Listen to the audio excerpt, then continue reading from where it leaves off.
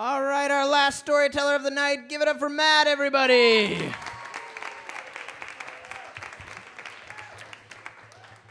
So it was 1994, and I was about 14 years old, and I got my first computer. It was a desktop, and about the only things you could do on a computer then were go on Microsoft Word, play solitaire, and become a really good typist on Mavis Beacon. And so I was so excited to have this computer. It was like those three things were enough to entertain me. And so at the same time, you know, my sister Jennifer, she was 20 years old, and she worked at the local video store called 99-Cent Video Store. And my whole family loved the fact that she got to work there because it meant free videos for everybody except for me. And for whatever reason, even though, you know, I was almost an adult and she was an adult, she still hated me. And my mom always told me that it was because she was the baby in our family until I came along, and I took that away from her. And for whatever reason, she's 20 years old, and you know she's practically living at her boyfriend's house. And you know she's got this great job, and she's going to night school, getting her GED. You know things are looking up for her, but she still hates me. So one day, you know, I go down to the video store on a Tuesday, and I go and I casually pick out 2 movies from the horror section, and I bring them up to my sister, and she kind of gives me like this snide look, and she pulls the movies from the shelves behind her, and she slams them down on the counter, and she says $2, and I go, well, how come I can't rent Slumber Party Massacre 2 for free? Mom gets to rent movies for free. Everybody in the family gets to rent movies for free, and she says because. That's her reason. And so, I go home dejected and, not surprised because that's how Jennifer just does shit. So anyway, I come home the next day from school and, I go in the TV room and my sister Michelle and her boyfriend are sitting there and they're watching Forrest Gump, a new release, on TV, on the VCR, that they rented from Jennifer's 99-Cent Video Store for free. And it was like, fuck you, bitch. How dare you? I don't even have a job, and you won't even give me an old movie for free, but you'll give my sister, who has a job, a movie.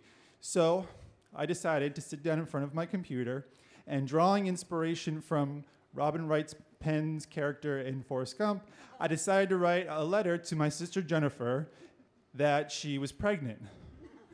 And the letter went something like this. Dear Miss Clisby, I am writing you to inform you that you are pregnant with a baby. I'm sorry we did not let you know this sooner. Please contact us and let us schedule an appointment for you. Respectfully, Donald Baylor, MD. And I put the respectfully in there because I thought it sounded like really professional. And so I actually even created like really nice letterhead in Microsoft Word, and I put and I went and found the doctor's actual address and his phone number, and I put it at the top of the letterhead, like this thing looked legit. I was like, this bitch isn't gonna get away with it. So I sat down and then I gave the letter to my sister, Michelle, who was watching, Forrest Gump, and I figured, if it was too cruel, she would stop me. And she read it, and then she chuckled. And then she'd help me, straighten out the letter a little bit to make it sound more, official.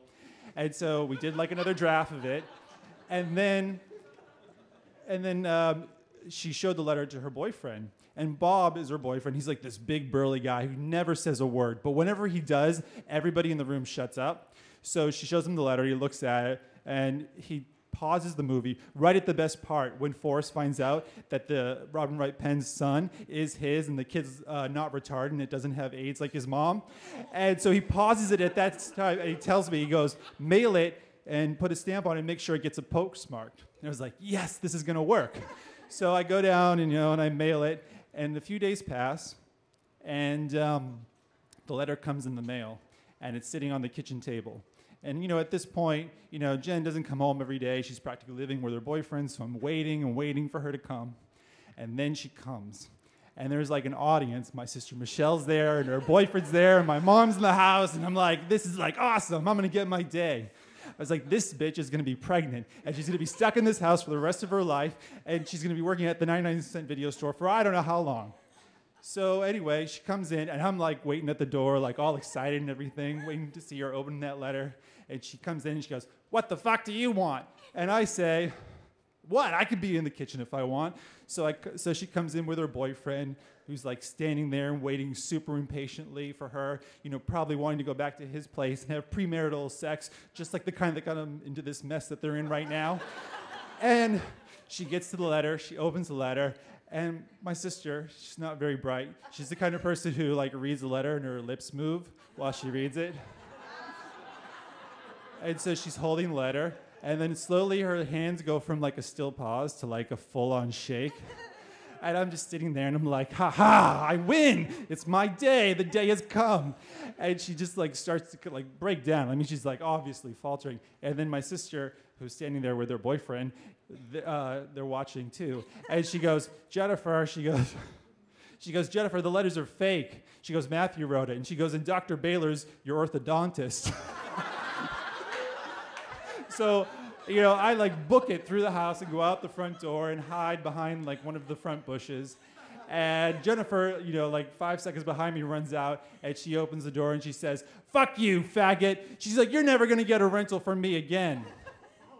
So a few years pass, and my sister did rent to me for free, but she was right about one thing: is I would eventually date men. Thank you.